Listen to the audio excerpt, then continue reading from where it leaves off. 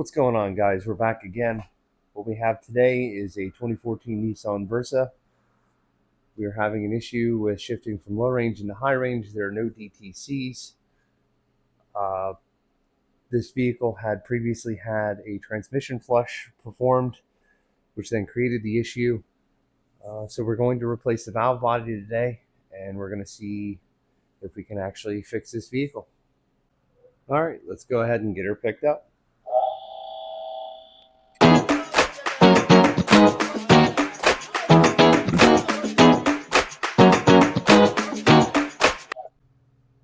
Okay, so now that we have it all picked up, what we're going to do is we're going to end up removing the oil pan here and drain some of the fluid, so that way we don't make a huge mess.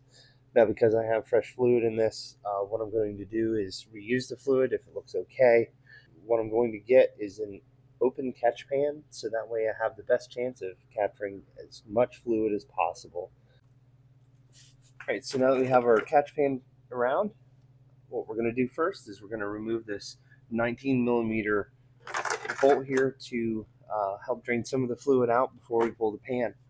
So I have my catch pan here. It is a 5-gallon container, just to make sure that we have a wide enough opening. So here we go. So you may or may not really get that much fluid that comes out. Sometimes that does happen, but you know, it's better to be safe than sorry. I hate to have all this fluid all over the floor. Number one, it doesn't really smell the best, but don't really want to try to make a mess all over the floor, especially with transmission fluid. So while that's draining, what I'm going to do is I'm going to end up removing some of these 10 millimeter bolts that are around the perimeter here to help drop this pan, so that way we can get access to the valve body. So I'm actually using a little 3/8 impact bit driver here. Works really well, speeds up the process. But here we go.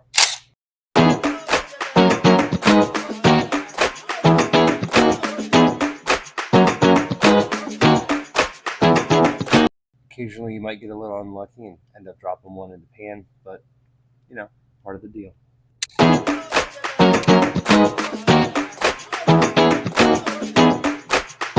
Now that we have most of the bolts out, there are a total of 3 left. We can see that it's definitely starting to drip pretty well. We're going to have to go ahead and let this try to drain down a little bit more before we decide to pull the pan, because if not, it is going to make a royal mess. So once that starts to slow down a little bit, we'll get the pan off the rest of the way. Okay guys, now that it has slowed down considerably, what we can do now is remove a couple more bolts, and let's get this pan dropped and see where we're at.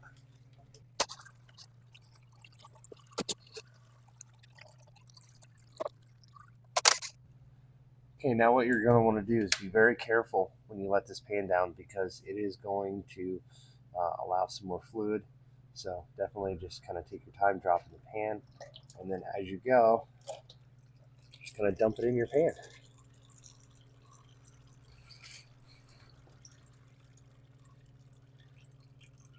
So the magnets and stuff in the pan, they actually look pretty clean. Don't really see much debris at all.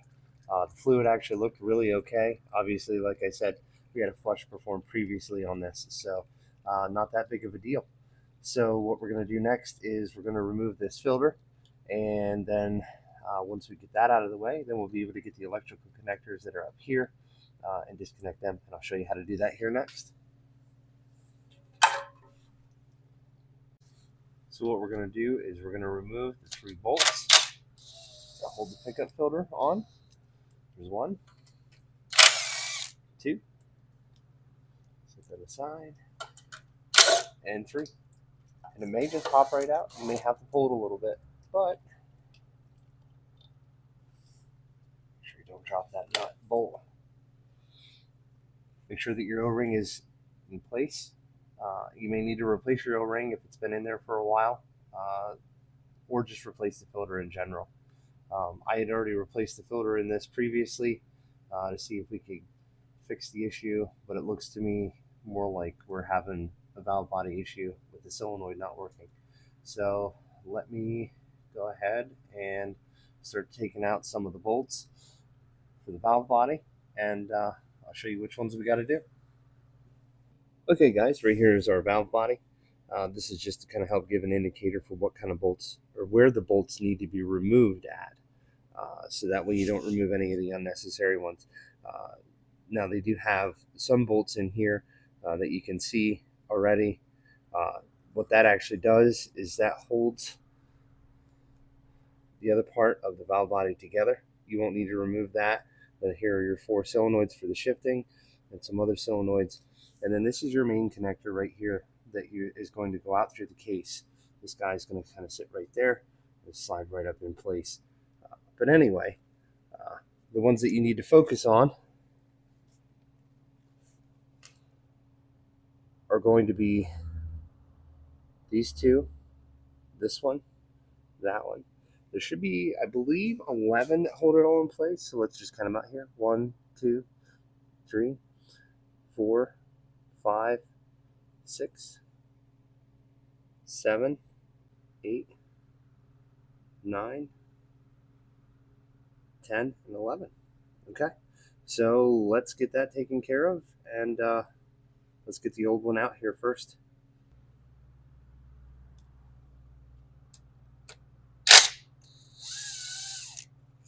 The one big indicator is going to be that you have the right bolt is that it's really long.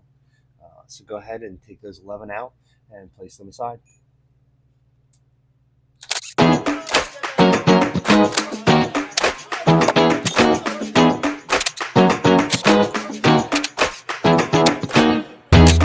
Okay, now that we have pretty much all of them out, I have the center one here that's loose. I'm just doing that to hold that in place, but I just kind of wanted to give it a chance for it to actually drain a little bit better with that. So what I will end up doing here a little bit is I will try to loosen that just enough so that way it'll give it more room and not get stuck. What we're going to have to do is we're going to have to remove this nut right here to remove the shift arm, so that way we can actually get the valve body out of place. You don't want to forget to do that, or else it's going to be a little bit of a nightmare, especially if you pull this out. So let's go ahead and get this taken care of, and we'll get our last bolt out. Okay, so it is a 14mm socket.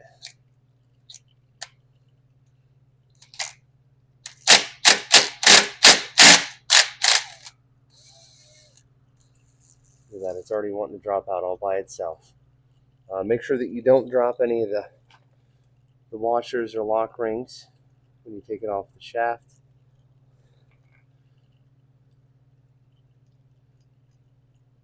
There we go. And that's what we're looking at. And that goes right in here. Also, don't forget to get that lined up when you put it back together. All right. Last bolt.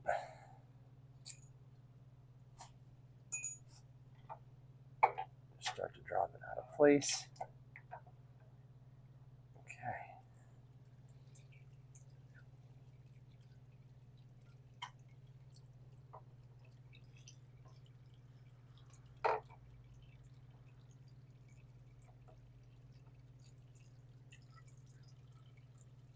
This is what the top side of the valve body looks like. So what we're going to have to do is get this connector that's up in here out.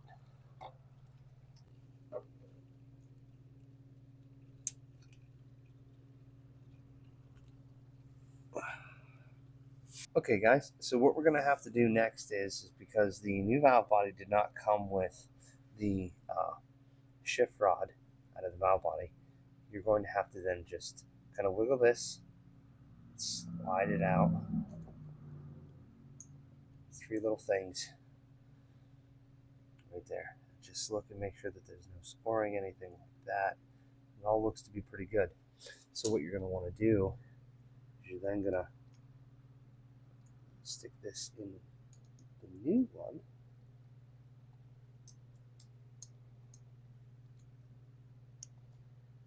There we go. And just give it a little wiggle and make sure that it goes in all the way. It looks pretty good. And it slides back and forth okay.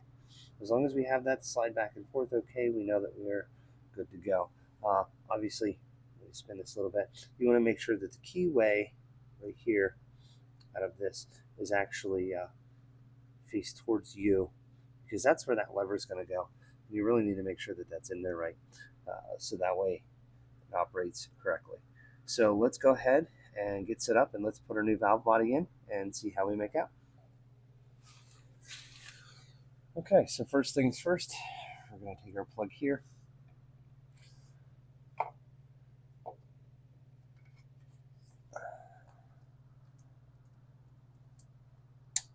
We're going to plug that in. And let's take this, carefully guide everything in place. Our way up. Looks like we are doing okay. Now there is a little tab here that holds the connector right here. You have to make sure that you can get that in there on this. Kind of sucks to get it in place sometimes, but you might have to fight with that a little bit. All right.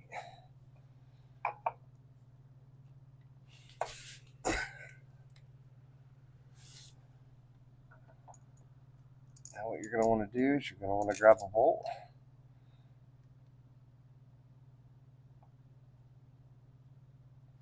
Get a few threads on it. And you can kind of let it suspend there by that one bolt, just to help you kind of get the rest of them started. Let's get these going.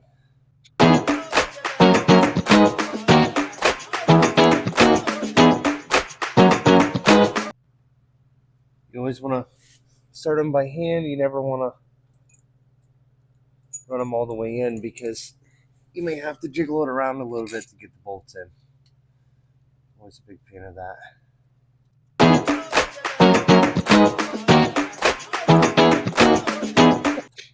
Now that we have them,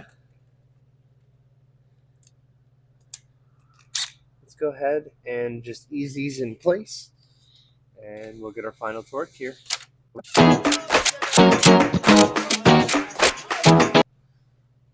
Okay, now that we have all those in,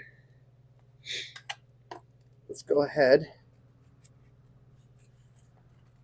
and put our shift keyway in. Slide that in. Get that lined up with that. Make sure that this is fully seated in here.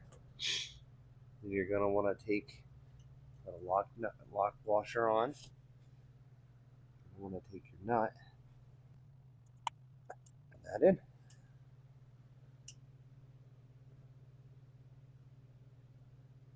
Okay.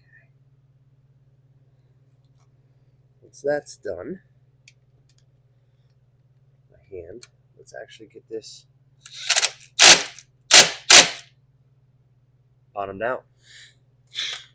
Make sure it stays in there. Looks like we're doing pretty good.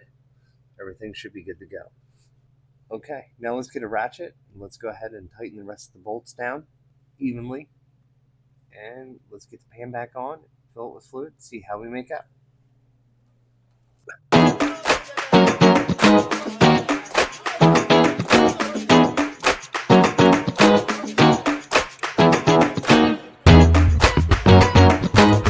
Okay, now that we have that all taken care of, let's go ahead and let's get our filter slid up in place. Make sure that we get our holes lined up, 1, 2, and 3. It should just kind of pop right where it needs to be. And make sure that you use the right bolts for it.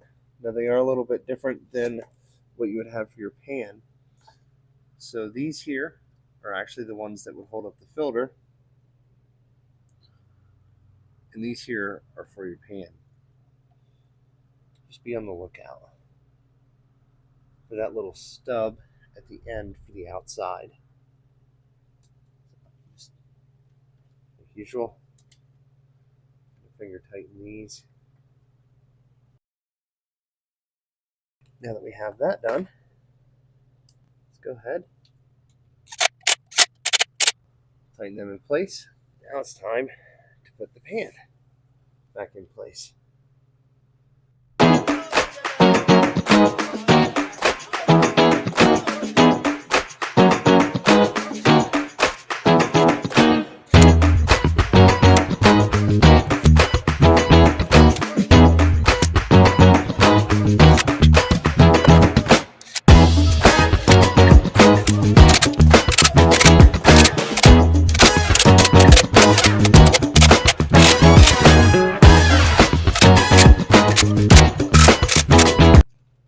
Okay, now that that's in place, let's go ahead and let's get our drain plug put back in.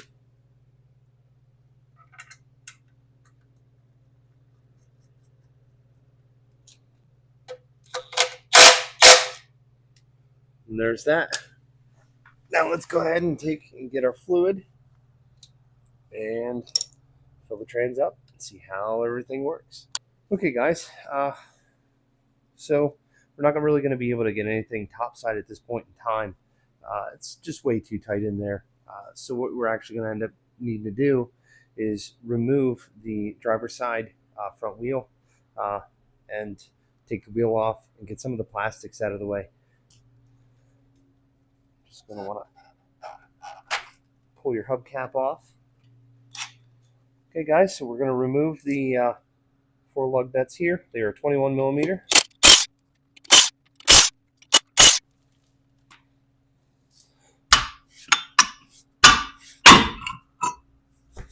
Okay, wheels off. Let's get it out of the way. Okay, so now what we're going to have to do is we're going to have to remove some of the clips.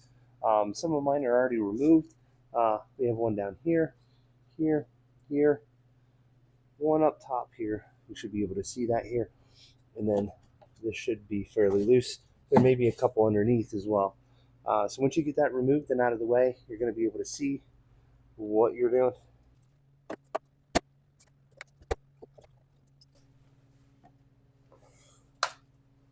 All right, also what we're going to have is a couple of T20 screws to go into the bumper. I forgot to mention that from before. Not that big of a deal, but just make sure you get them out. And once that's loose, kind of coax everything out and around.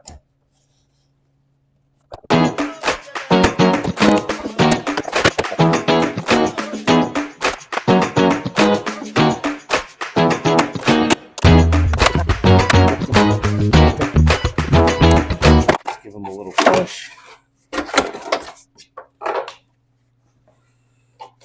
What I like to do is I actually like to fold this back. It doesn't really have to be removed all the way. Okay, guys, it's a little difficult to see, but you can see your transmission coolers right up front. There's this plug right here. Right on the other side, there's a cap. You just kind of pop it, lift it out of place.